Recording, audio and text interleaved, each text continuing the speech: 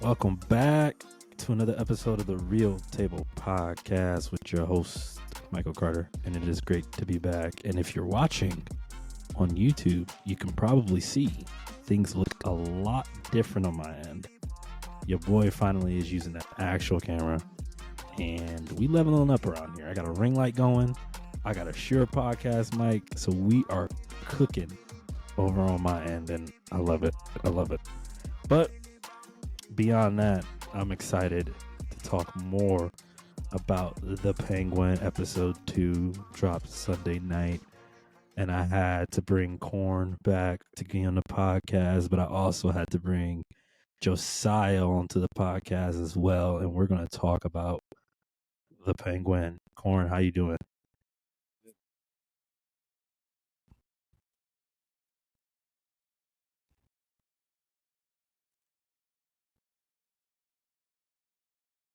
That's what I like to hear. Josiah, bro, how you doing? Dude, I'm good. I am back, and I'm ready. We last night, Tyler and I, my wife, we just got hit refresh. Hit 9 o'clock. We're like, where is it? Come on. So I'm excited. It's been a great show so far. Nice. That's what I like to hear. Yep.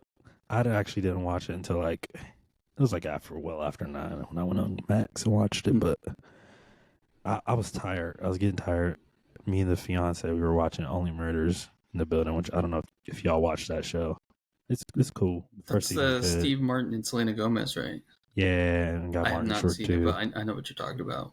Yeah, first season's good. Second season's cool. It's still good. Third season was not my favorite. Now it's in its fourth, and so far it's okay. But we were watching that first, and then I watched Penguin. I was getting tired, and I was like, I need to watch Penguin. And I'm glad I did, as always. I'm glad I stayed up, I pushed through, and I watched it. But Joe, since you weren't in on the podcast last week, can you give us your thoughts on episode 1? So, how did you feel before watching episode 2? And then we'll dive into episode 2. I thought it was great. I definitely had high expectations for it. Yeah. But just watching it, I loved the dynamic between Oz and Vic. I loved his mom. I didn't see her whole attitude coming. Right. I thought her name's Christina. She plays Sophia. Christina. Yeah, Christina.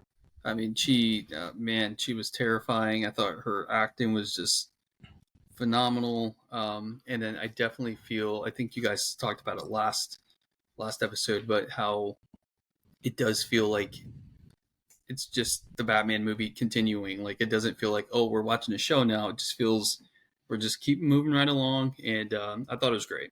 Yeah. Yeah. Nice. Yep. All right. Cool. We all are on the same wavelength, so we all tracking. All right, let's get into it. Episode 2, which is titled Inside Man. Inside Man. Early reactions, early thoughts. Joe, since you just started talking, just go right ahead and what are your early thoughts? Early thoughts. I've kept up the momentum. I love the music choice. I know the writing is great because even though we already know that Penguin's going to be in the Batman Part 2, I'm still getting nervous. I'm like, what's about to happen? How's he getting out of this? Right. So I think it's, again, super solid episode. They're not pulling any punches, and just a second great episode. Yeah. Corn, what you got? So I'm glad you brought up the soundtrack, bro, because I actually looked up the music supervisor, and it's good. It's super good. The cutscenes, how they start, how they end. It's honestly making the show a lot more enjoyable for me because I'm such a big music head that I pay attention to that kind of stuff.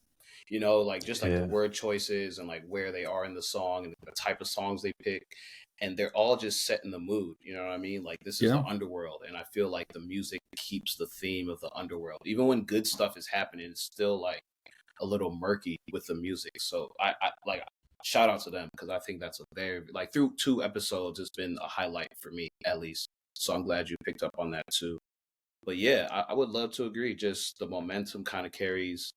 The pacing is really, really good. You don't feel like they're rushing with the story. And like I said last week, bro, like this happens a week after the Batman movie. So it feels like it's just a continuation of the movie. We're still in the world. I don't know, man. I 10 out of 10 for the episode again. It was a little slower than the first episode, which is Yeah. expected. Like they kind of set the world, so now we have to kind of grow with it. But it's good. Yeah, I wasn't expecting too much as far as action or anything. They still have to set up the story, but it was another 10 out of 10 episode for me. Yeah, I agree with both of you. I thought it was a good episode. It was consistent with the last episodes. Like you said, I thought it also started off slow, but it gained some steam and like it moved the plot in a direction where I'm still intrigued on like what's going to be the outcome of all of this stuff. And we got that was just episode 2, so we got plenty more episodes to go. We got 8 total. 8 total episodes. So we got 1, 2, 3, 4, 5, 6, 7. So we still cooking. We're doing really good. Also, I'd like to say like the fact that these episodes like they're almost practically an hour long.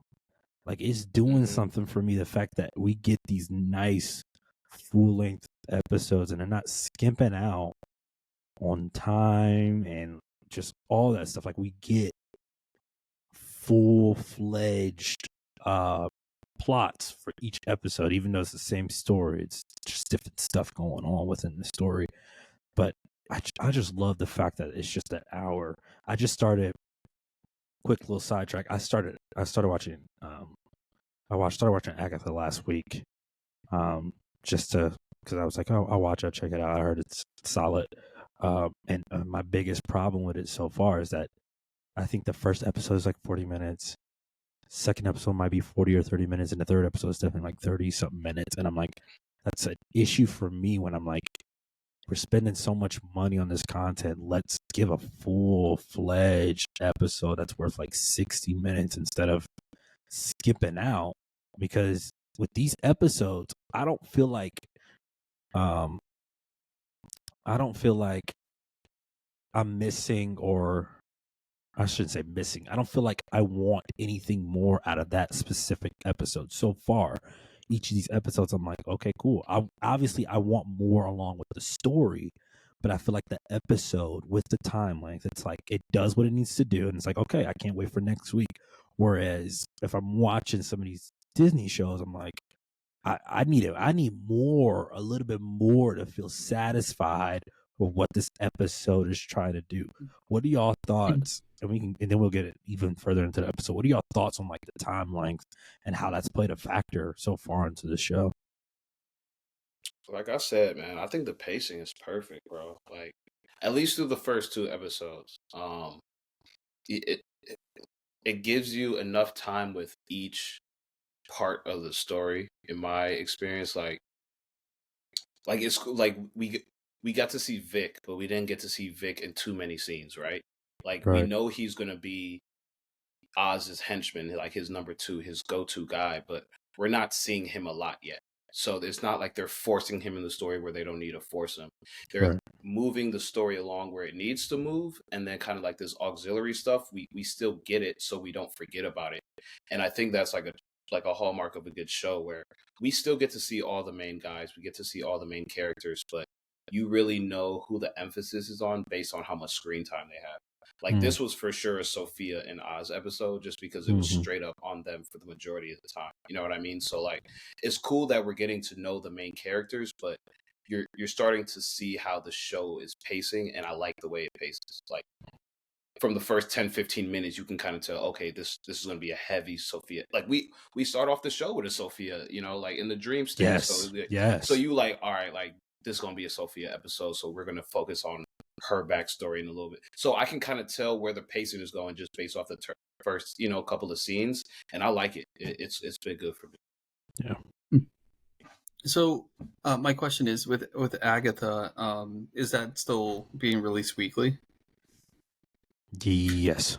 Yeah. Okay. So I haven't seen it yet, but I can definitely understand where you're coming from. With like, if I only have it for a week, then why only get 30 minutes? I love the fullness of each episode that you guys have been saying, and I feel like it gives me a lot more to talk about. I feel like I Yes. know in the past with like BVS, when BVS first came out, and a lot of people had a lot of issues with it, and Zack Snyder was like, "Hey man, they forced me to cut about 30 minutes out of it because they only wanted it for 2.5 hours," and it's like, then it kind of felt disjointed. It felt rushed because it's like you only Yeah. had X amount of time, but with an hour, it's like Right. we can take our time. We can get every detail in that we need to. It's like there's not any excess. They're not just. People sometimes you walk away. Yeah, that could have been a little shorter. No, I think it's been a perfect length each episode.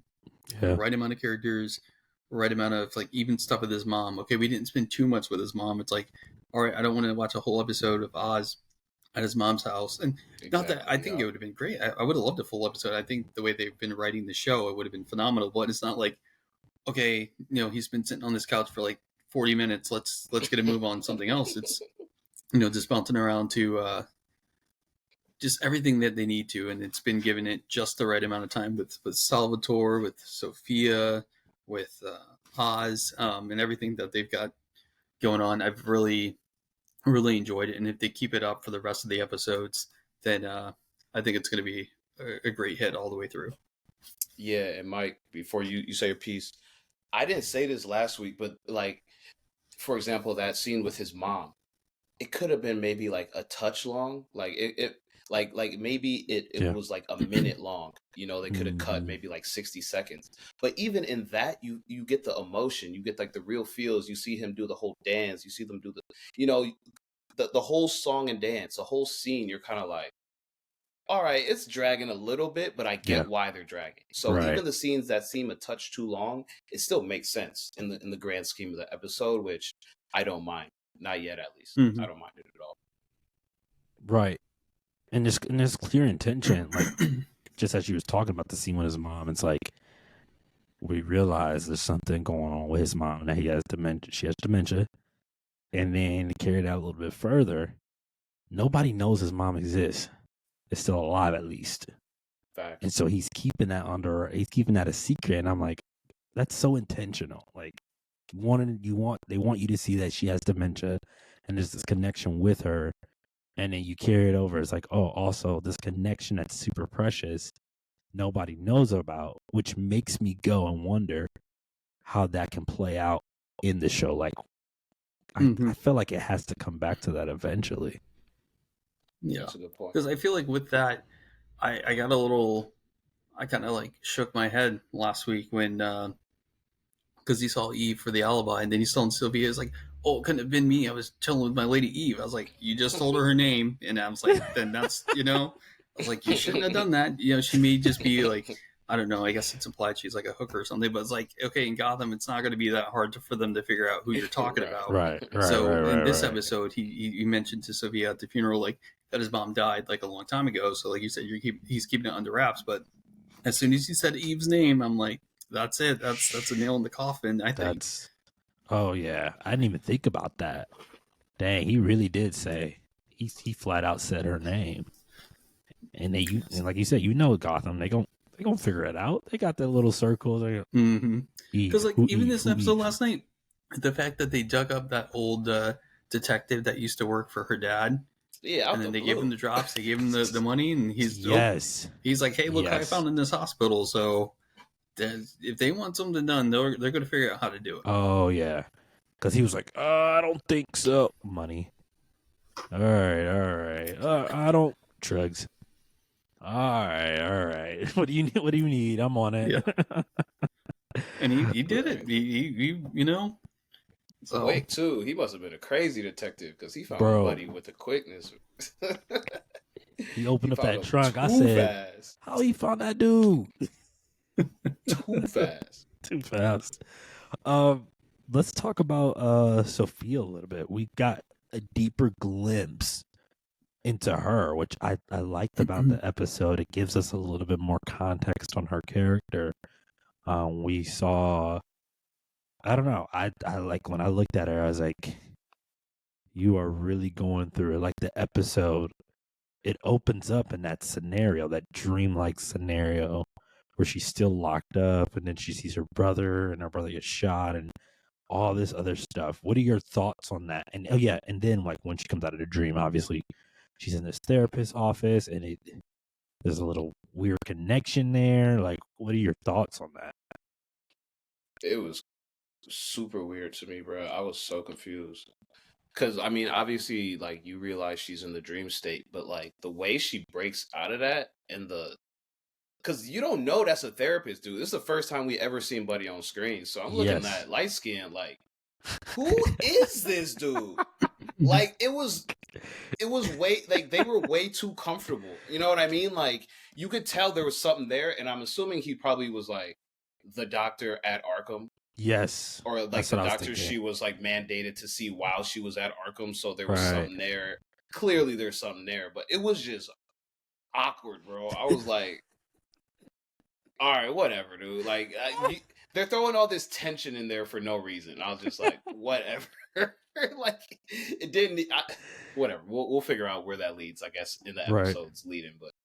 But yeah, bro. I like I said, this was a Sophia episode, and I'm glad we got it early, right? Because she obviously is clearly one of the main protagonists, antagonists, whatever you want to call it, because it's the underworld, so you could take it either way. But she's clearly one of the main characters this season, and we don't know anything about her. Mm-hmm. So the fact that we know she'd been in Arkham, we know that she killed all these people, we know that she's a daughter of the Falcone family, like she's a big figure. You know what I'm saying? In Gotham. Like, people know who she is, dog. Like, even when they go to the wedding and then her cousin's daughter sees her and she's like, oh, who's this? And the cousin's like, oh, I don't want you to know. This is my daughter for real. You know what I mean? Like, people like, whether it's fear or respect, she got an aura about her. People talk about aura, like, she has that about her. And so I'm glad that we're getting this episode early so we can kind of see how she's perceived by the general public, but also a little bit more about her. I think it was a perfect setup episode.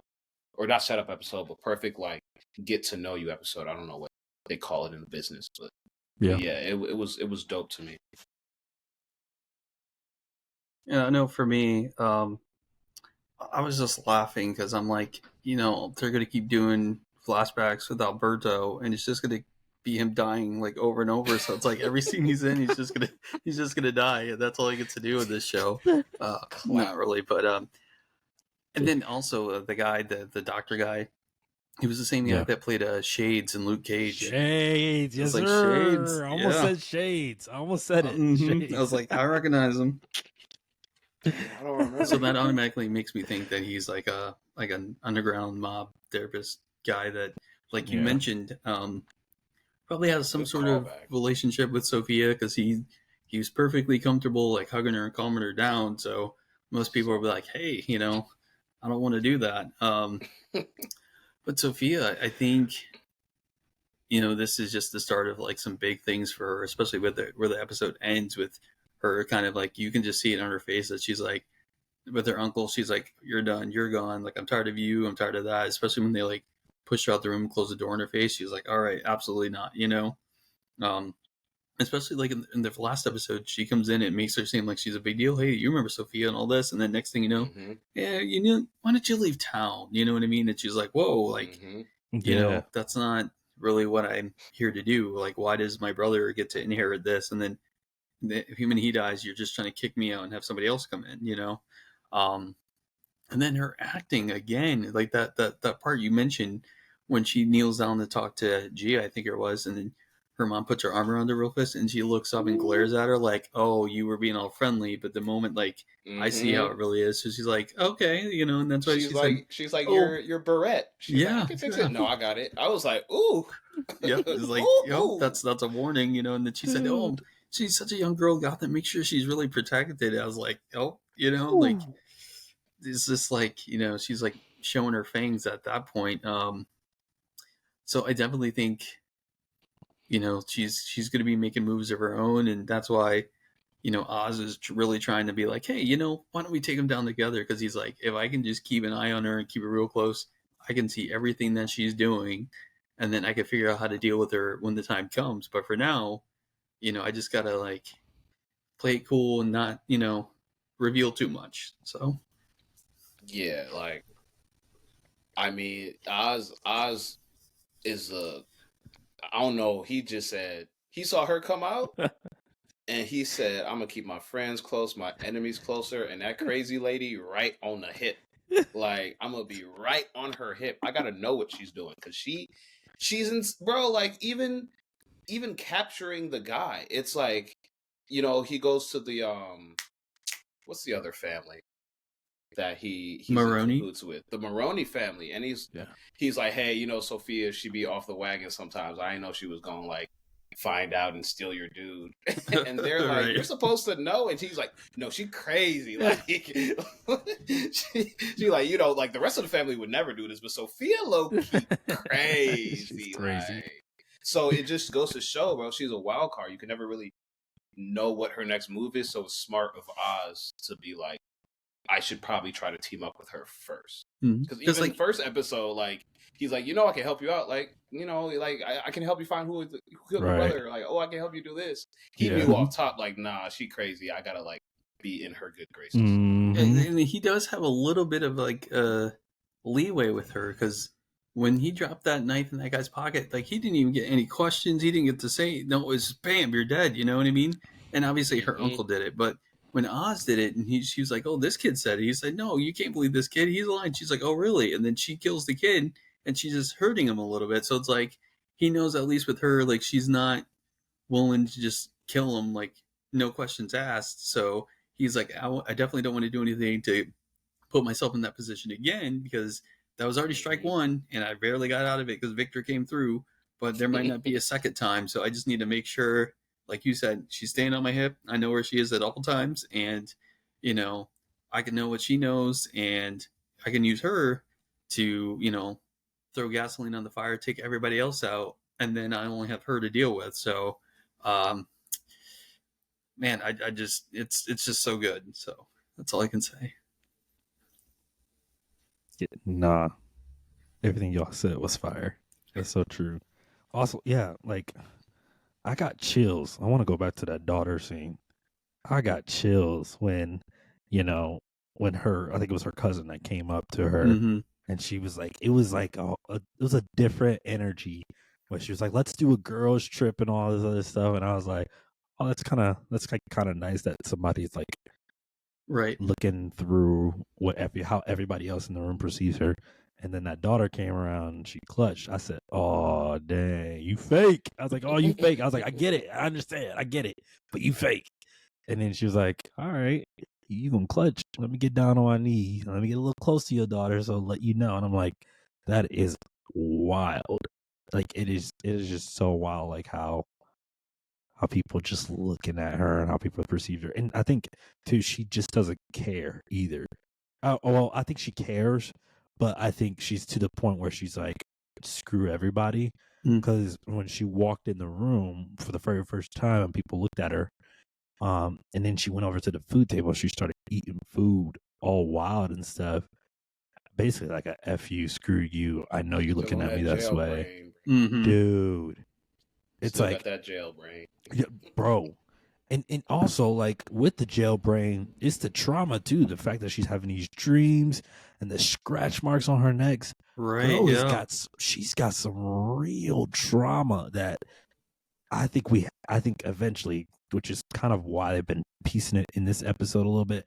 I think eventually we'll figure out more of where that trauma is and like why she is the way she is. Because right now we just know that people perceive her differently and that people think that she's basically crazy. But for what reasons it's going to be, I'm excited to really see. But yeah. Well, like that's what I wanted to ask about, because I mean, they allude to it when they say like she killed those 7 people. That's why she was admitted to Arkham.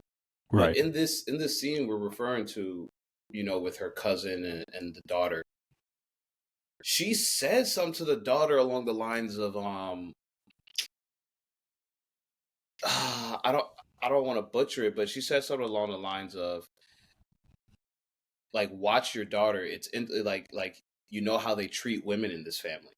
You know what I'm saying? She Oh, said that's something along the right. Yeah. lines of that. She Oh, was like, how they treat women in this yes. family. And I was like, Yes. that's good. interesting because you don't Yes. really hear about the mom ever. No. She just was locked up, and then she's looking at the cousin like, how they treat women in this family. So this is like some family to family talk. So there's something there. Like, I'm glad you brought that up because I almost forgot about that. There's something there. Like, Yeah. there's definitely some sort of trauma, and Carmine Falcone being who Falcone was, like he said, Zoe Kravitz was his illegitimate daughter. You know what I mean? So we don't really know what's there, but there's something there.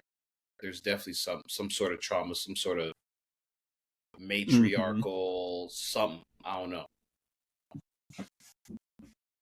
I was also watching a little bit. I didn't finish it. Like, you know how at the end of every episode they have like a behind the scenes look. Yeah. And so I was watching a little bit of that, and the girl, the showrunner, she was talking about how like the door closing and also those lines that you were saying, Corn, like all that's supposed to like it's reflecting on how they really do view women and how women are like within that mafia world, how they're treated and how they're perceived. Mm-hmm. And it's like, I don't know, it's going to be like how the episode ended for where, how the episode ended with why the episode ended. It makes me like, oh shoot, like I'm really, especially with a female showrunner that, who's the showrunner? Lauren LaFranc, a female showrunner. I'm like excited to see what she can fully tap into with a narrative like that, with this strong, crazy female character. I'm super pumped. Have you ever seen like the Godfather movies? I saw the first one. Okay. Because that's one of the inspirations. Well, Godfather Part 2, with at least the character Fredo, was like one of the inspirations of for Oz's character. But that's what it was like. The whole first movie was like, Connie, she's part of the family, she's there, but she's just there, and that's it. They don't let her into talks. They don't just take care of her, blah blah blah. And so with Sophia, like she said, you see all women, and she's like, people are afraid of me. I got some kind of influence. These guys follow me, but she's starting to feel like she has no real authority. And there was even that scene where she was in the taxi, or they were talking about the hangman, like, oh, and all this, and then he tries to turn off the radio. She's like, no, like, leave it on. So he's trying to even like, oh, I don't want you to like be listening to what people say about you. And she's like, I know what they say about me, and like, I don't care. You know what I mean? So it's like, I feel like everybody's trying to keep her in the dark. They're trying to, you know what I mean? And maybe that kind of fueled some of her actions in the first episode, because that's when they go to dinner, Asa is like, oh, I don't know why he's keeping us both in the dark, and obviously he was lying about her brother, but that might even allude to, this person that went to see her every single week. She's probably thinking like, no, he wouldn't lie to me, like there's no way my brother would do that. Maybe if I could find him, I could figure that out, and obviously that's just speculation, but with this kind of conversation that we're having, it's making me think, like, what if she was wondering why her brother disappeared, or if he, Oz knows about the plan. How does he know? Maybe he really is keeping me in the dark. I don't know. Yeah. What's y'all take on, like, I was thinking throughout the episode, my boy Oz is just a little messy. He's just a little messy. Messy in what way? I just think he has these plans and they go sideways, and so he has to finagle himself around to not get caught, like the knife stuff, the killing the dude. Like, what do you... I was gonna say that, man. Like, he just a finesser, bro. Yeah. He just like, at the end of the day, dog, this is the underworld, like, and his right-hand man is this adolescent kid, or what seems like this like super young teenager. Like he could be anywhere from like 16 to 21. Who actually knows? Right. But like he's just this super young kid who got caught trying to steal some rims, and now he's working for one of the biggest guys in the underworld. It's like he says it, he's like, Oz, I don't really know what I'm doing, bro. Like I've never done anything like this before. And Oz is like, when I was under Carmine Falcone, I just had to figure it out. And like I just figured it out. And it's like, dude, yeah, but you always wanted to do this. Like this is something you aspired to do. Like I kind of got roped into it, and like now I'm just here kind of just trying to stay afloat. Yep. And so I don't know. I kind of wanted to talk about like the other half of the episode, which was him offloading the drugs and like that whole plan, and then how it came back in the end to like work to his benefit. Because like again, he's a finesser, bro. Like nothing. it seems like it's gonna be one of them shows where like nothing goes his way, but he somehow like cartoons his way out of it, and then eventually he's gonna get either super caught to where he has to like give somebody up, or he's just gonna cheat his way to the top. You know what I'm saying? It seems like it's one of those shows, like, and which I'm cool with. I'm just ready for like that climax, because he is a little sloppy. You're right. He is a little sloppy, and he somehow cleans it up. Yes. Because even when he kills Buddy, he was like, yo, I know you're super drugged up, but I need you to tell him this. And then halfway through it, he's like, this is never gonna work. I'm just gonna kill him. And I'm just like, dog, what was the whole point? Because Vic, it's know like what I'm saying? Vic was the other half of that. He's like, if Vic gets the jewels in the car, then he's his name. But Vic's like, I can't do it. It's like, all right, well, like, plan B, just kill him. Sorry, man. But I think that's what that whole song selection is about. It was like, I'm like talking about being irresponsible and like, okay. So we learned that he already told Sophia about Eve, and then this episode they double down. He's paying the landlord to keep his mom there despite her dementia getting worse. So that could, like you mentioned, Michael, that can come back. She could slip up and say something. She could wander somewhere where she's not supposed to be. She just probably doesn't remember that he killed Alberto, and nobody's supposed to know about that. Eve in this episode was telling him that he's playing it too close to the chest. She was like, this is really dangerous. I got my girls to look out for. Hey, it's fine. Like I'll get a new club. All you guys will be there. It'll be great.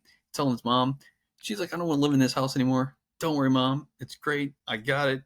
We're going to get it together. And empty the Maronis, he almost gets killed by him, and he has to give up the leverage that he had on Johnny, or what's his name, because they were about to kill him.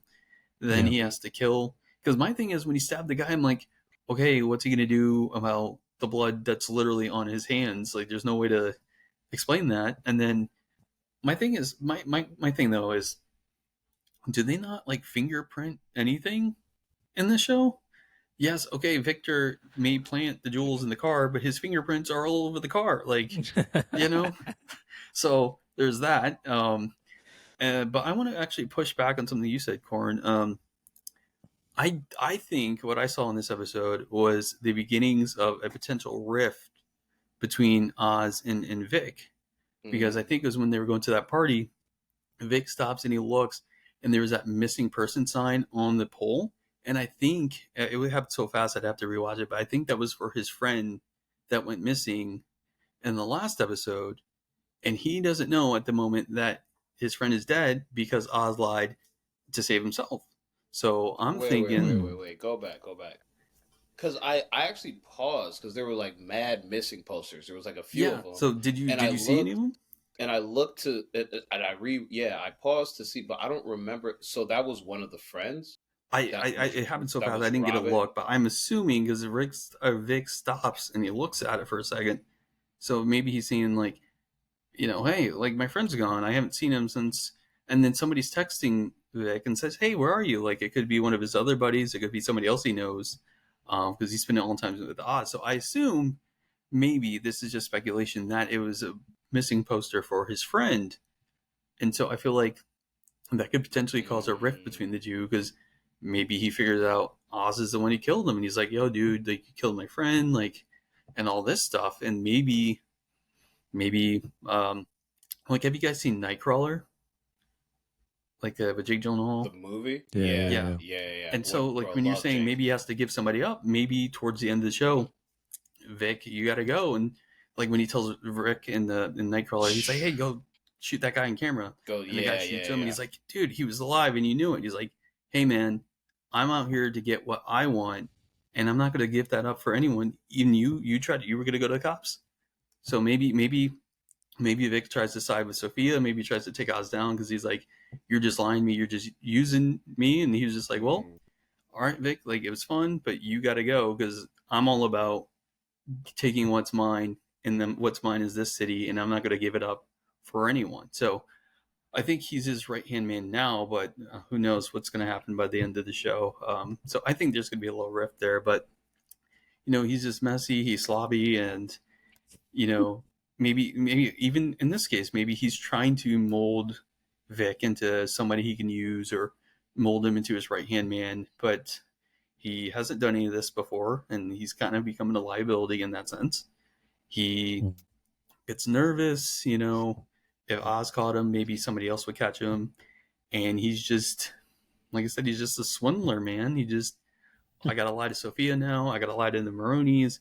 Oh, I gotta lie to the Falcones again. I'm making all these promises that I can't necessarily keep. Yeah. And I just keep getting by the skin of my teeth. And I mean, he already has like, a deformed foot. And, we know he's not, yeah, he's a big guy, but I don't really see him get into a fist fight with anyone. So, I don't know, man. It's just crazy how he just keeps just barely managing to navigate through as he's trying to make this happen. Yeah, that's a good point. He's got too much going on right now. He's got too many schemes, and Mm-hmm. like, yeah, you're right.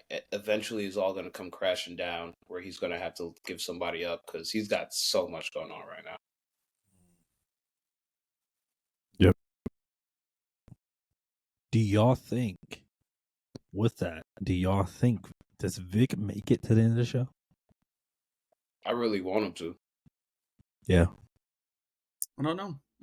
I feel like I really want him to, but again, I feel like he might end up being a liability, or he's just too innocent and just tries to back out on Oz, and he's like, too much, So At this point, for I don't me, know. he knows way too much. So like, Way too much.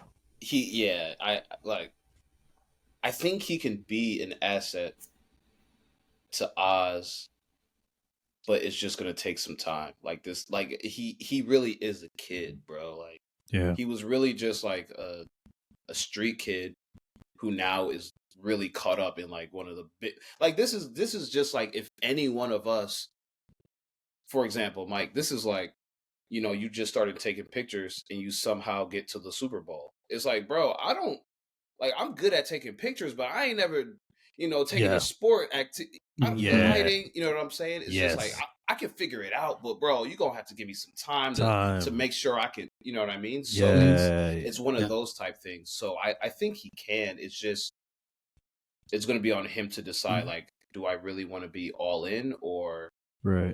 is this just something I'm doing to kind of just Because stay afloat he's a until my good kid. next play?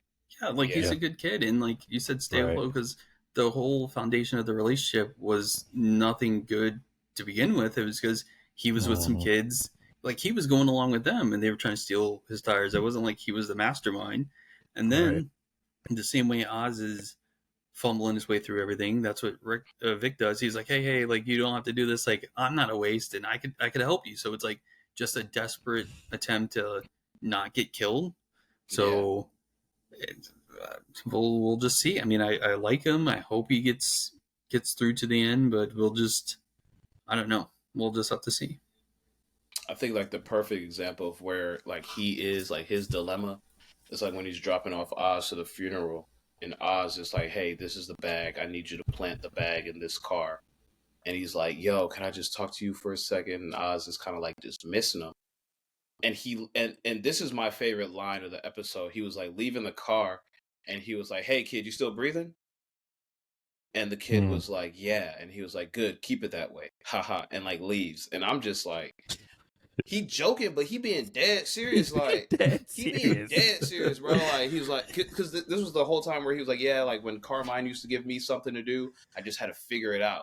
And so, like, I'm giving you all these to kind of like think on your feet and like figure it out as you go. There isn't a playbook for this.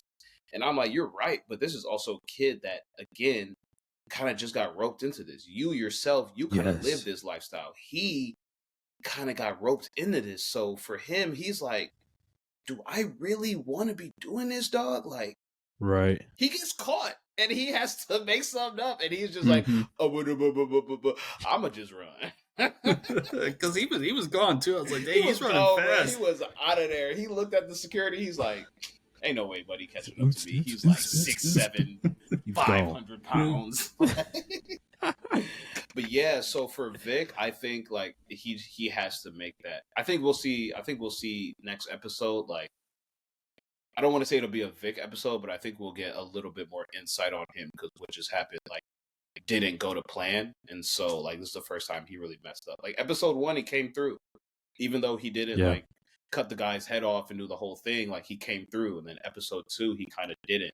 So I feel like episode 3 is going to be one of those episodes where Vic kind of has to look in the mirror like, is this me or not? Yeah. All right. Before we wrap this up, like, how do we, like, obviously we're enjoying this show 2 episodes in. Do we have any more inferences on where the show is really going to go? Have we figured that out? Obviously, probably not after 2 episodes, but have we picked up on anything? I mean, we've talked about different story themes and story arcs, obviously, but like, what else? What else we thinking? I think I don't know. It's hard because that's the thing I'm frustrated about. Because when we talk about like, again, like when we think about the MCU or like WandaVision or Falcon Winter Soldier, we know it's going to impact the future in some aspect. You know, we can kind of talk and speculate about it, but I can't even begin to think about the Batman Part 2 because everything that happens in the Batman Part 2 is contingent upon what happens in this show, and there's just so much going on that only 2 episodes in out of 8, we still got basically 6 hours to go. So it's like I'm trying to think of where it's going to go, and I know the Penguin is going to get through to the end because he's in the next movie. But aside from that, I have nothing that I could even think about. I mean, okay, I think maybe the closest thing that I can think of is the Falcons and the Maronis are going to wipe themselves out, except for Sophia. And it's kind of like at the end of Shang-Chi where she takes control of the 10 rings. I feel like Sophia's going to get some guys together and it's like, okay, Oz, like, I see how it is. Like, you think that you took everything. Like, I still got some guys and I'm going to pretty much do what you did and I'm going to work myself up. And then you're just going to have to deal with, it's just going to be me and you now, you know? And then Batman. But it's just too early to tell like anything that, you know, I got nothing. Yeah, I would agree. Is really too early to tell, and the fact that we know that, just like Josiah said, like the Batman 2 is contingent off where this ends. And so I said this last week. Like, I like mafia type shows. I like mafiosa type shows because it's really about the relationships and the world building and the scheming. You know, like those are like really like how can I scheme to get over on this guy so I can gain this territory. And so it could be 6 months or it could be 6 weeks or it could be 6 days. Like these next 6 episodes, we really don't know how they're going to pace it. So it's just cool getting into this world. Cause for me, like in a season that's only 8 episodes, the season is like actually starting now. Like these first 2 episodes are kind of like a prelude or maybe like a forward. Now, like, okay, Oz and Sophia are teaming up, so this is we're gonna see their relationship through the next however many episodes. Like, we kind of had to put the world together, and then now we're starting from like stage 1. I feel like this is stage 1 now. Like, Yeah. We set it up. We know we know who's going on. We know the couple families. We know the players. People are already dead. You know what I'm saying? So we kind of know there's already some stuff in the mix. I feel like the season and the show starts like now. So Yeah. maybe after next episode, I'll have a more clear picture of where the season's going. But for now, I'm kind of just along with the ride, bro. Because I think I do have one last thing I want to say. Because I think Matt Reeves' Batman trilogy is going to be pretty tight knit. Because the Batman starts on Halloween, so October 31st, and then it ends November 6th. And then apparently the Batman Part 2 is supposed to take place in winter, but if the Penguin picks up about like a week after the Batman ends, that's already halfway through November. So depending on where the show ends and it's winter, that's November, December. So I'm like, are the Batman and Batman Part 2 going to happen just within months of each other?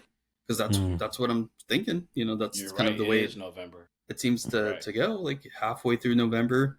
Yeah. Maybe it ends like mid-December, early December, and starts snowing, then leads right into the Batman Part 2. I'm like, this could all just happen in like, this would be just a really bad quarter for Gotham in that case, so when is it in a bad quarter for Gotham, bro?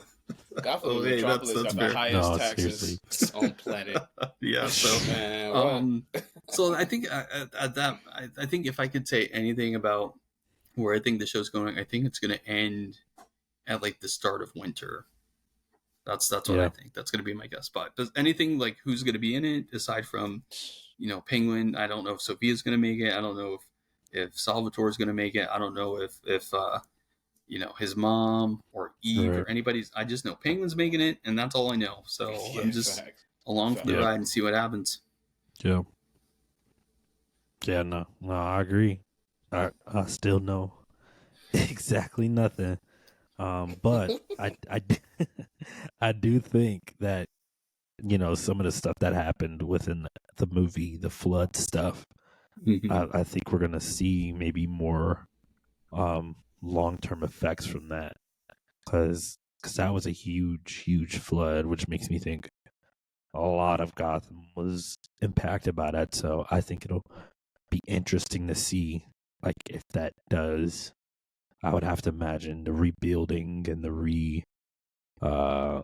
rebirth or the retooling of parts of Gotham. We'll see that come into fruition. But yeah, I'm with y'all. And I think that's why it makes sense that, like, I know some people get caught up with like Batman not being in it or Bruce Wayne, but it's like, okay, if most of the city's underwater and it's really the poorest parts, like, he's got a lot of other things to take care of. He doesn't have time to like get on a speedboat and go swim, like driving through that. You know what I mean? So, it's like, it's like, I don't know. It's like, okay, it's flooded. Like, there's nothing I could really do about that at the moment. So, it kind of just makes sense that all this stuff's going to happen. And then at the start of winter, when everything starts freezing over, maybe, and people can have more mobility, then it'd be like, oh, wait, what happened when I was gone? Like, what's all this coming out of, this section of Gotham, and maybe Penguin gets an army of people that feel abandoned by Batman. I don't know. So like, oh, you helped all those people in the stadium, but what about the rest of us that are just, still living in these areas that you didn't do anything like about, I don't know. Right. I also just thought about something, because I didn't even think about this till you guys said it, but this is also like, so like the Gotham that we know, or that we've like grown to know, has always been like a Gotham in which Batman has been there for a minute, right? Like, we know that in this world, in this Gotham, Batman has only been Batman for 2 years. You know what I mean? Like, yeah. So this could be the origin story on how Gotham got to be so bad in the way it is. Like, maybe this flood never gets fixed. You feel me? Like, maybe this flood never gets fixed, and then that part of the city... I never thought about that. You know what I'm saying? Because I didn't think about it till you just said that. But I'm like, we know Gotham as this, like, terrible place, bro. Like, and even in the first episode, you see the flood and the damage that is done to most of the city, and then the next shot is, like, the rich area. It's like, oh, like, most of Gotham is messed up, I think they said something like 70% of Gotham is messed up, but 30% where the rich people live is okay. And I'm like, so what happens if that 70% never gets fixed? That becomes like the Gotham we know and love. And so I like just now thinking like maybe this flood sets off like a chain of events that makes Gotham Gotham. So it honestly could just get worse from here. Because one thing that we didn't talk about was how they mentioned when everybody's freaking out about Sophia, but they mentioned that they're just letting people out of Arkham like now or Blackgate. So that we don't know really what's going on with that. Are they overwhelmed with everything else? They're like, honestly, we don't care. You guys just deal with yourself because we know we have homes to go back to. My home's underwater. I don't got time for this. Or maybe, I don't know, or maybe is somebody staging a coup, or like who knows? They're just letting people out, and they didn't really say why. And then with the floods and what Penguin's trying to do, and then people getting out of Arkham, like you said, maybe that's how Arkham gets to that, because every other week Batman's running like he's driving Two-Face to the police department. He's driving Penguin. He's stopping Joker. He's Riddler's doing something over here. Oh, I got to deal with this guy again. So maybe that's kind of how this all starts, because all these people are just getting out and running wild. And Batman's like, maybe this is where the rogues gallery comes from. And he's like, all right, I got my hands full. Like, I got to, keep dealing with these people. I don't know. It's just, the more we talk about it, the more questions come up. And it's just like, I want to know what Matt Reeves is thinking, but I just got to wait. Born, do you remember that thing that I sent you?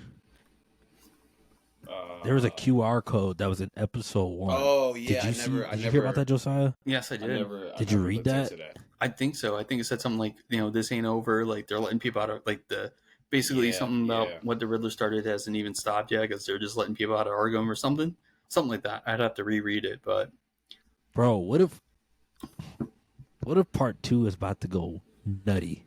I'm telling you, I think the show about to start like right now. Like we about to start seeing like. Because we're so entrenched in just like Oz and Sophia in this little world that we forget that Gotham is like a crime hotbed, bro. Like, and just like Joe just said, they're just letting people out of Arkham now. Right. So Mike, that's why Sophia just appeared. That's why she just appeared. Yeah. They just let her out. So we already established that, because Colin Farrell said he might not return for season 2. But with what I said earlier about like, it seems like his, Batman trilogy is going to be pretty tight knit. Like, it doesn't seem like he's not going to, I don't think he's going to do a Defenders. You know how they had like Jessica Jones, Luke Cage, Iron Fist, Daredevil going at the same time. They come together. I can't see them in between the Batman, because Batman Part 2 already got delayed like a year. So I can't see them trying to do, here's a solo series for like, here's a season for Two-Face, here's a season for this guy, and then the Batman Part 3, they all like, he's got his rogues gallery that he's got to take out. I just don't see that happening. So do you think that maybe in the later episodes, like when you said the show really starts, that they're going to introduce at least like another person, or do you think they're just going to introduce more villains in the Batman Part 2? We kind of talked about this last week. Yeah. And I don't know, man. I personally said I don't think we see Batman at all this season. But there's a possibility we may see another villain. Like, I don't know in what capacity, but I feel like we will I feel like we should see another villain, because if they're going to set up this movie, it can't just strictly be Penguin. Like, there has to be some other big guy. It could be Riddler. Like, Riddler could make a little cameo. But I really don't know. But I don't think we see a superhero. I think we see another villain, if anything. Man, this is too much. Matt Reeves is doing too much for me. I'm not mad at it, though. I like it. I'm not mad. I'm not mad either. Yeah. So, I guess we're just going to have to wait and see. Well, he's working on... So there was an Arkham series that was announced. Right. But it didn't move. It's not moving forward. But I think something... It's turning into something else. I don't know. I can't find it where it says, but I thought I read something where it was turning into something else, because the Arkham series, I don't know, it just wasn't going forward. But yeah, I think I heard what you're talking about, but yeah, like you said, I can't think of. I don't know. Yeah, and I think I'm okay too. Where I think it's hard because I like this world that they're building. I like this Gotham. I like this Batman. I like these characters. But with this new full DCU coming, I'm almost like I'm okay if it's just 3 movies and we get another prequel series as well. Like I'm okay if we wrap this up with a collection of projects and we move on and we get to, because they already announced they're doing a movie with Bane and Deathstroke for the new DCU. Like they're doing a movie. I just heard about that. Yeah. So it's like when we got that stuff on the way, which again, who knows what kind of interpretation that's going to be. It makes me go, okay, we don't have to get everything with this Matt Reeves stuff. Because Matt Reeves said he's only using it. grounded villains too, so I feel like that narrows it down a bit. Now, if he says he's using grounded villains, Mr. Freeze is considered grounded, right? Mr. Freeze. I was gonna say so, but that ties into the winter stuff too. I know exactly, because I think Gotham Harbor or whatever is the water's cold, like, but it doesn't freeze.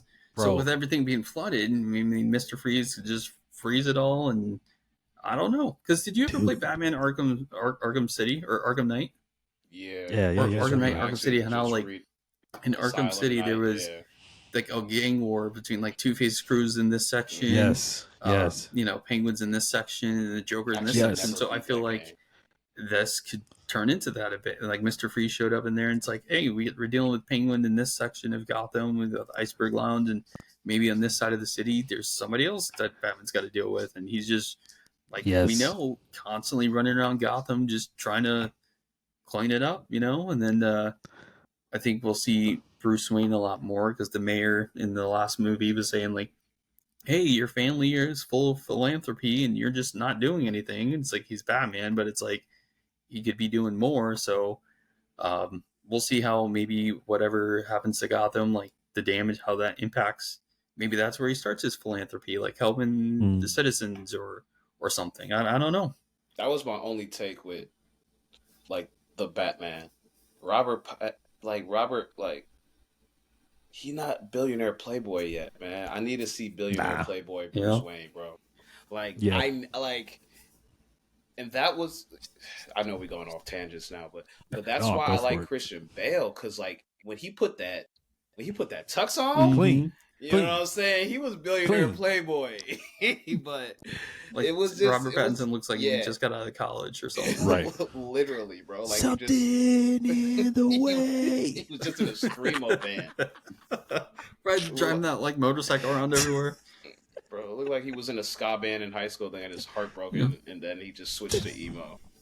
And just been in a screamo band ever since. Like, man, it's just once, bro. Dang. Yeah, you got Zoe Kravitz on you, and you can't crack a smile, man. Because that's how you know too much is going on. Because it's like the fact that so far in Penguin we haven't seen a single cop, like not one. Besides the old, but because Falcone, Carmine was saying that he thought all the police force worked for him, and he's like, well, not all of us. So maybe they're stretched too thin to do anything about everyone, because there's only a handful that maybe they have to. All these guys are crooked, and we got rid of them, and now this is just what we have, and it's just not enough to, do everything. And then in the sections that are flooded, do the phones even work anymore? Like, dude, is anything working? That's what I'm thinking, because Arkham is extremely like electrical. You know what I mean? So with all that water, maybe just like maybe that's what happened, and they're just lying and saying, well, they wouldn't lie and say they're letting people out. There was an electrical issue. That seems a little silly, but but Mike, I wanted to read that QR code just before we end here. So read that. Clockbreaker. What's been put in motion can't be stopped. And then this is from Reniton XX. Arkham's releasing patients, and Blackgate is a mess. No one's really a prisoner in there, not even our old pal Sal Maroni. So I think that's kind of what we saw, how like Sal's kind of just chilling in prison right now. And then someone called Hold the Line 81 said, people say they want the truth, but they shield their eyes when we shine the light. Then Determinator said, let's make sure they're not blinded again to the corruption, the killings, the Falcone power grab. Hold the Line 81 says, we start in the streets tonight at 9, meet at the Metro outside Crown Point. then Cloudbreaker ends with done and done. The revolution is just getting started. So yeah, something about to pop off, man. Yeah. I can see why Salvatore's in prison. He's like, hey, I got everything going on in here. I got some guys outside. I don't need to go out there and have to deal with everyone. I can control everything right where I'm sitting. Yeah, right at home base. He said, "I'm good." Let me read y'all this tidbit I found that it may or may not have implications to the second movie. So I don't know. I mean, Batman's my favorite superhero, but there's things that I don't know about Batman, comic runs, all that stuff. But in episode 2, and again, I didn't even catch it because I'm not that into comic lore. But when Vix was asked where he was from, he replied, Crown's Point. Mm-hmm. And then Rock said, my cousin lived there. She said it's like a no man's land now or something. I mean, they lost everything. And apparently I feel like that was clearly intended for a reason. There's a comic story on No Man's Land where Gotham is basically like a wasteland. And then there's a rise to claim the territory that features tons of villains. So now, okay. So that's got my brain cooking.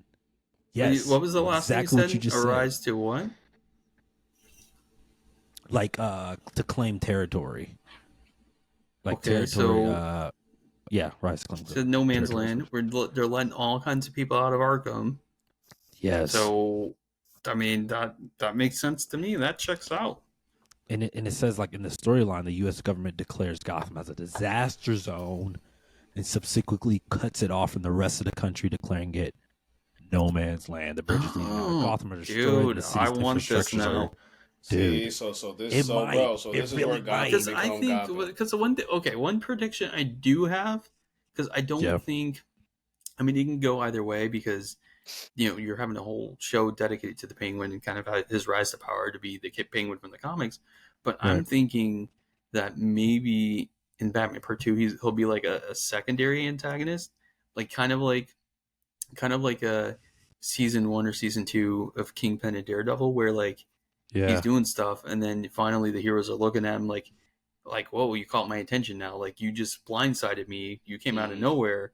Yeah. Or maybe with everything else going on, it's kind of like Ben Affleck at the end of Suicide Squad, where he goes to Amanda Waller. He's like, hey, like, I don't have time to deal with this right now, but you better shut it down, or else my friends and I will for you. So it's like he might threaten Oz. It's like, hey man, like, I got a lot of other stuff going on. I don't really have time to get into it with you, but you better not be trying to pull something, because if I have to come back here, you're not going to like it. So maybe he's just like, again, maybe he just gives him a warning, because he's like, I got so much other stuff going on, and you're not a threat necessarily just yet, but now you got my attention. So, because if you look at, I think on IMDb, if you look at the Batman Part 2, the bat and everything, it's iced. Like, it says the Batman Part 2, and it's like a light blue, and it looks like it's ice. So I'm thinking maybe Mr. Freeze or something like that, or something to do with ice or snow. So I think maybe they're saving the Penguin for like the third movie, and he's going to be a real big player then. But I think he's just kind of starting to really emerge in the second film. I don't know. Yeah, I think we're on to something. We're on to something. Yeah, we don't know what. I don't know what yet, but we're we're creeping around. We're shifting. Because I don't know if you can see that where it's like all iced. You see? So it's. I definitely. We're making there. I definitely like the winter theme. This show will end probably right around December. Bro, I can see, you know what? Now that we say that, I can see Batman 2 starting off New Year's Eve with a party at the Wayne Mansion, because Robert Pattinson finally want to do something. Right. You're like, I'm Bruce Wayne now. I guess I'll step outside. But that would be dope. Yeah, I could definitely see a winter movie. That would be sweet. Yeah, man, I'm excited, and I'm already counting down the days to next week. Dude, I'm real pumped. One more tidbit. One more. This is DC. This is DC related. The Green Lantern. Did y'all see that casting, or who they're trying to cast? Or trying to cast Jon Stewart. So they casted Kyle Chandler as Hal. He's playing an older version of Hal. Yes, I did see so that. they're now trying to cast Jon Stewart, who's supposed to be younger. That has, I think the names are Stephen James, who's been in a few things. I saw the one homie from what's that movie that's just on Netflix that everybody tripping over? Rebel Ridge. Yeah. Aaron Pierce. I'd never seen him in anything else, so I don't really know none about him. Right. Yeah, I heard Aaron Pierce is really good. I even heard Stephen James is really good, but I don't know. I'm excited to finally get Jon Stewart in live action form. And this Green Lantern show sounds like it's going to be tough. It's like they said, it's like a true detective style, gritty show for HBO. So okay. But he got sounds the ring. Fire. You said what? But he got the ring, or we don't know yet, or maybe it's like an origin type. It might be an origin because he's supposed to be younger than Hal. All right. So I'm just glad we got a black Green Lantern, man. They've been playing this white boy too much on the big screens. It's like, bro, I grew up with a black Green Lantern. Yes. John was in the original animated shows.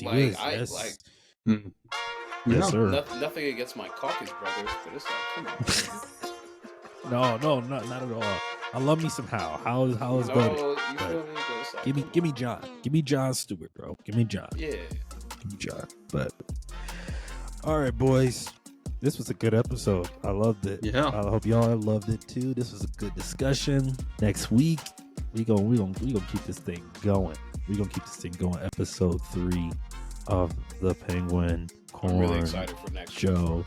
Yes, me too. It's gonna keep opening up, and we get to see if a lot of stuff that we talked about today becomes to realization. So, boys, thank you guys so much for joining me. And yeah, hopefully we'll see both of you next week. And everybody else, thank you once again for listening to the Real Table Podcast. And I will see y'all soon. Peace. Once again, thank y'all so much for joining me today on the Real Table Podcast. Don't forget to like, subscribe, and even comment. I want to hear your thoughts and I want to hear your opinions. And don't forget to follow me on Instagram at The Real Table Pod and on Twitter at The Real Table. And don't forget to also check me out on therealtable.com for news, articles, and reviews. I will see y'all soon. Peace.